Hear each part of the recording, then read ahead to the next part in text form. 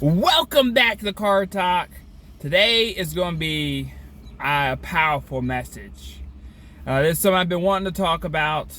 We're talking about relationship, how Amber and I got so strong, and honestly, this is probably one of our most difficult time we went through on both ends. I'm going to talk a lot about my perspective. I may sprinkle in some things that's happened to her within this experience, but that's really her to tell the details of. But I mean, just be straightforward. This is a story of when my daughter Amelia was born, as well as Amber. Just to be straight up, she almost died. You're like, man, that's kind of laying the brick down. I mean, but it's true. So this one may be a little bit longer, but I'm gonna take my time, and there is some lessons in here that I learned throughout it. So I highly recommend this listening. So, how it started out, Amber wasn't feeling very well. Literally for a whole week, she's laid in the bed. She got up, was winded, couldn't do anything. I mean, straight up, she's just laid in the bed for a whole week. So for me, like, she does a lot around the house, but going from doing that to nothing, I was getting a little irritated. I was. Now looking back at what was going on, I feel bad about that, but I was getting frustrated. I'm like, come on, help me out. I need some help. But this girl, like, sitting up, she could hardly breathe. So she was tortured during this time because all she got to do is watch Ryan World with Aiden.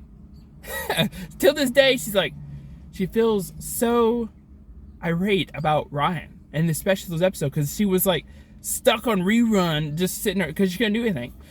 So I'm like, all right, Amber, if you're really feeling that bad, we need to go get checked out. So I drove to the hospital, and they did some tests. Obviously, she was pregnant with Amelia, as I just kind of said, and her COVID test came back negative because it was right around the 2020 mark, and so they said, hey, you just got a basic flu, you got a lot of fluids running down, and Amelia feet is pushing up on your lungs, so that's what is causing you to, it's very hard for you to breathe. Okay, so they gave her some medicine, and then we waited a couple more days, and it wasn't getting no better. At this point, it was Sunday, late Sunday nights, and she was like, Aaron, I think I need to go back. I'm not feeling very good. I need to go back. I'm like, okay, let's do it. So I drove her there. It's probably 10 p.m. at night, and so I drove her there, and I dropped her off. I had Aiden with me, so she just kind of went on her own, and she's like, hey, I'll let you know. So I stayed up until like 1 a.m. or something like that. I'm waiting for a text back like, hey, come pick me up. But it gets to that point, I'm like, hey, am I coming to get you tonight or what? So Amber was already pretty high risk with the pregnancy at this point, and she's like, no, they're going to transfer me down to Columbus. So that's like a 2-hour drive for us. So yeah, I'm transferred down to Columbus, got the ambulance, everything. She rode, and that's the last thing I heard from her. Last thing. For 4 days. So I wasn't even told. I just knew she went to Columbus. What hospital, what room? I had no idea. No clue. So at this point, I'm like, okay. So I started letting very select few family members know, like, hey, Amber went down to Columbus. Not sure what's really going on. Wasn't really told. So Amber's sister, thankful for her, she called around, found Amber, found out where they took her. They wouldn't give her much detail because she wasn't like direct connected, so I had to do the legwork and find out the details. So from that point, all I heard from was doctors. I'd call up saying, hey, this is what they'd tell me what's going on. Then I made a Facebook group, messenger type thing, and I just like, hey, this is update, this is what's going on. And it got to a point where they said Amber was doing well, but they may have to put a ventilator in. Like, she was borderline. And okay, so I had all that going on. Thankful for my family. I had so many people, and moments like this is when you find out who really got your back. I had family members, my dad. I mean, like, they were, hey, if you need somebody to watch Aiden, we got you. You need anything, we got you. Now, I'm so appreciative of that. I really am. And so So this was going on. I mean, like for 4 days. Like I talked to Amber every single day. I mean, for years we've talked every single day, and all I was hearing was from doctors. I mean, can you imagine that? Like someone you're so close to, and you can't hear nothing about them. I mean, luckily I got all the support I did, but I honestly, going into that 3rd day, I remember breaking down. I mean, just crying, honestly, just laying there crying. And I'm like, I just want to talk to my wife. I miss her. I just want to talk to her. And no, I'm kid you not. I mean, this is what really increased my faith. Is not even 10 minutes later, I got a video call of her. It's the first time I talked to her in several days. And the thing is, she had all these things hooked up to her and all this stuff. She wasn't able to say anything. She actually had to write on a board because she had this thing in, which I'll get to leading up to that. But it meant so much. Let me tell you, I was talking like a jackrabbit, like hey, this is going on, blah, blah, blah. That meant so much. So much. But, I mean, just kind of backtrack. So my dad was able to watch Aiden over the weekend and stuff like that. But to even back up before that, so I still had to work. I had to figure out, okay, how I gotta get a babysitter. My wife stays home and watches the kids, so this is the first time I had to figure this stuff out. Okay, how do I get a babysitter? Luckily, I had family members like, hey, we'll take care of him. So they would watch Aiden, and I work 12 hours. So I get up at 4 a.m. and then I work until like 5:10 p.m. So there's no point of going and getting him, waking up like super early, drop him off. It didn't make sense. So I'd drop him off the one night, I'd go to work, come home, sleep, which let me tell you, it was so weird sleeping in the house. It's completely silent when you have a toddler running around. Let me tell you, it's so weird. And get up and go to work, and then I'd go pick him up. So that was kind of the routine. But that Wednesday, I got a phone call early morning, like, hey Aaron, Amber is very borderline. We're gonna have to put the ventilator in. Her oxygen levels are not so good. We're gonna put it in, and we're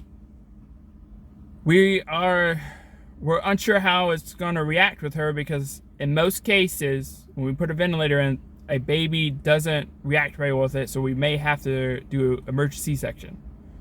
I'm like, okay, I might do what you got to do. Luckily, my stuff at work I was able to get accomplished early in that day, but I told my boss, like, hey, this happens, go down, I'm gone. I don't care what's going on, I'm gone. And I finished up my rail switch, and then literally I got another call saying, hey, Amber is actually maxing out the ventilator at 100%, and her oxygen level is still going down, so we're going to have to take this baby out. I'm like, okay. And they repeated multiple times at this point, like, hey, don't rush down here. You're not going to make it in time. Just don't rush. I'm like, I'm not going to rush. I mean, I understand that. There's no point. There's nothing I can do about it. And so I left work. It took me an hour to get down there. Amelia was already born at that point. She was 2 months early. And so she had to go to NICU and stuff like that. And here's the craziest part of the whole thing. So Amber had Amelia at 11 o'clock a.m. on that Wednesday. She didn't realize Amelia was gone out of her until Thursday morning. That's how much she was out of it. Could you imagine that? Like, seriously. And here's the topper of it all. I can't fathom this. I'm telling you. So when I got down there, they were like, hey, since Amber had COVID, they was afraid if the baby might have it too, so they had to put her in a room called a negative room.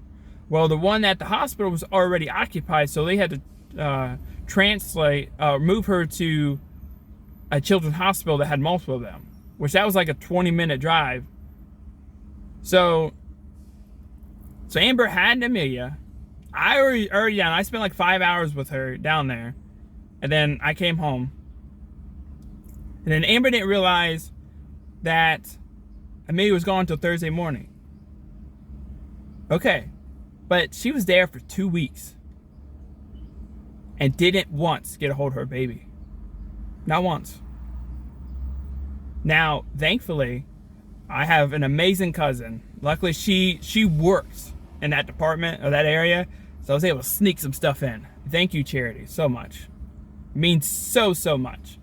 And she actually did something for me that mean anymore, which I'll get to here in a second. But she also, I was able to send pictures and stuff to her, and she actually went and printed them out and put them right in front of Amber, so when she woke up, she could see her baby. Now, I didn't post it on Facebook or anything like that. A couple families knew, but it was under the radar because I wanted my wife to see it first. I wanted her to see her baby first. Well, so the weekend came. So it's going on Friday. I got my 3-day weekend. I got to work. So here's what I did. My dad, as generous as he was, he was like, "Yep, I'll watch Aiden." Which, like a couple days ago, my dad's fantastic, but he's not always into watching kids. Let's just say that. And well, he decided to take Aiden, and so I would go to work. I would leave work, go to the hospital where Amelia was at, video call Amber, and tell her, like, just show the baby. Yeah, I was down there to see the baby, but really I was doing it for her. I wanted her to be a part of Amelia. But I'd leave the hospital like 11, maybe 12. I would drive back to work, sleep in my car for 4 hours, go back into work, then I would shoot back down there, and I'd do it again. It wasn't about me. I wanted to make sure my wife was taken care of, and that's all I could do for her at that moment.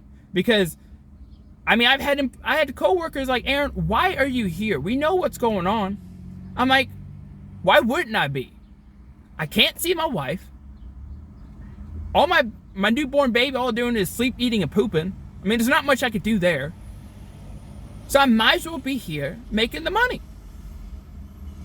And I was so calm about this. Well, and the reason why I was so calm, I'm so thankful for this, but since I've been part of the business, or have a business into some of the associations I've created, one of my mentors saying that, worry about what you can control. Outside of that, life is going to happen. And a lot of the stuff in this situation, I couldn't control. I couldn't control that Amber had to go down to Columbus. I couldn't control that Amelia was born early. I could control how things was going, but I could control how I was reacting to the situation. I mean, it sucked. It did. But I feel like I handled it really well. And Aiden was watching me during this time. So yes, it was rough. I couldn't see my wife. And that was real tough. That gave me a picture of what life would be without her. And let's just say, and I told her this, I don't want that. I don't want that at all. I love that girl with all my heart. No question about it. So, and here's another thing. So when I left my work on that Wednesday to Amelia, I knew I had enough gas in my tank to get there. I had no idea how much money we had. No clue. Because Amber took care of all that at the time. Well, I get down there, and I look at I call the bank, and I'm like, "Hey, how much money I got?" So apparently the insurance company took this extra payment that they shouldn't have taken. So I was negative like $200 some. I'm like, dang. How am I going to get back? Like, seriously, how was I going to get back? So my dad's like, "Hey, I can come down and give you money." I'm like, "No, I want to figure this out myself." I'm just thinking, and here's what's crazy is, like, when you're asking yourself, how can I do this? Your brain starts coming up with solutions. And that's when I remembered, thank you, Mom, thank you, that she'd given me a Myers gift card, and I stuck it in my wallet for Christmas, and I never used it yet. I pulled out my wallet, I'm like, yes! So I look it up, like, is there a Myers gas station around here? And surely enough, there was. So I drove over, got gas, and I got home. Sometimes, guys, you got to go out on faith, and stuff will go right. You just got to take that first step. I knew I was going to get back. I just didn't know how. I knew it, and I did. So let's fast forward a little bit. So traveled down to Columbus several times. Amber was gone. She's getting better. I mean, she's pushing. This girl's pushing because she wants to see her baby. She wants to be home with her kids. This girl is pushing. And so she had to go to ICU because she's recently told me that she originally went down to the NICU area or whatever to have a baby. Well, they need that area for people that actually were having a baby, so they took her out and put her in ICU. And ICU, you don't got no windows. You're in a brick wall square with no windows. And most people in that area they need extra assistance. Amber didn't necessarily need that the second half. So she didn't get checked on all the time. So there was that. But then the worst part is her staples that went across her C-section, they forgot to take them out. You say, what? Yeah, they forgot to take them out. And when they decided, when they remember, oh, we gotta do this, the skin already started growing over these things. And to make matters even worse on this situation, she couldn't get any more pain medicine because her subscription already ran out and they couldn't subscribe her anymore because she was almost getting ready to get checked out or something like that. I mean, it's been years since it's happened, so going off memory. And the skin grew over these staples. She said that's the worst pain she has ever felt in her life. She'd rather give birth again. I could not imagine that. Could not at all. I mean, there's several other things that on her end, but I mean, obviously it's her story to tell. So, oh man, what a story. So, finally, after 2 weeks, I was able to drive down and pick her up. I mean, I was so happy, so excited. I mean, this girl lost so much weight during this time. She really did. She looked good. I mean, real good. She hops in the car. She's like, Aaron, don't smell me. Don't smell me. I'm like, luckily my smell sense ain't that good. I could change my kids' diapers and not even smell it. So she was good on that part. She was lucky. Real lucky. And I'm just kidding. But the entire time she was in there, she wasn't allowed to shower. She used the sink to wash her hair because it got so nappy, you know what I mean? So we got in the car. She figured out that she could go see Amelia, and that was the first thing we did. We went and we saw her and got her hung out. I mean, that was such an emotional moment. I mean, that's the first time she got to hold Amelia. 2 weeks after having her baby. I'm telling you, I could not fathom that. I did everything in my power I could. But yeah. Oh, yeah. This is the part I forgot. I was telling you that Charity, not only she did all that stuff in the hospital, she lives right in the area, her and her husband, Dylan. Thank you so much, guys. But they allowed me to stay at their house one night. And so, like I said, I stayed at the hospital 10, 11 at night. While I shot over there, they let me in. I got to sleep with their nice little pugs, I'm telling you. You can see how much they dress, and it's hilarious. So anyway, got to do that. But I had to be in work next morning, so I had to leave 3 a.m. or something like that. So my alarm goes off. I get up, be real quiet, make sure I lock the door. And as soon as I step out of the door and shut it, I feel my pockets. I'm like, my keys! I left them upstairs. I still feel terrible about this. I really do. But I'm calling. I'm like, answer the phone! Like, come on! I'm gonna be late. I'm calling Dylan as well. I'm going like, come on, call, answer, man, answer. I finally get it. They answered. I feel terrible about this because they were so nice about letting me stay, and I did this to them. I feel bad, but thank you guys. Thank you for everything you did during that time. I so appreciate it. So anyway, I got to work. I was like an hour late, but it's whatever. Everybody knew honestly the pressure I was under, but yeah. So fast forward again. Amelia was down there for another 2 weeks, so a whole month she was down there at the Children's Hospital. But Amber and I found out that for the McDonald's, the McDonald house as they call it, we was able to stay there for free because our child was at the hospital. It was so nice. Nice Amber was able to set that up. But eventually Amelia was able to come home after that month, and at this point, she's grown real healthy. Real healthy. And I mean, it's awesome. It's awesome. But during that time, it was rough on both of us. Amber was completely isolated.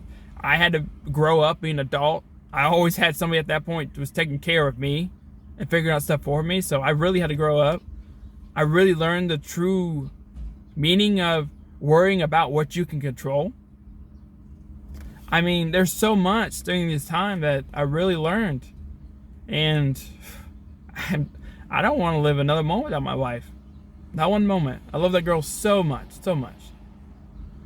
And it really gave me the meaning of life. I mean, if we didn't take her to the hospital, I strongly believe that she would have been gone.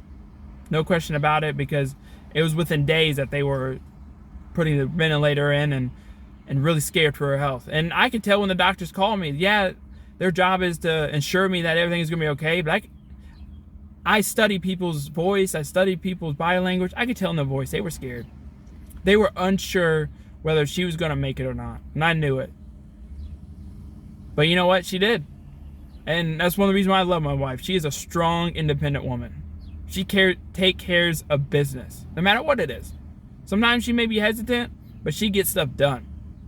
And yeah, now we're up to 3 kids. It's fantastic. Life is great. So anyway, guys, I know this is a longer video, but I really want to share this story with you. I think it could help you. And maybe you've had a more severe situation. I don't know. But just remember, worry about what you can control. Outside of that, life is just going to happen. And try to be the happiest that you can be. Well, I will catch you guys tomorrow. Yeah, I will see you tomorrow. What a story, man. What a story.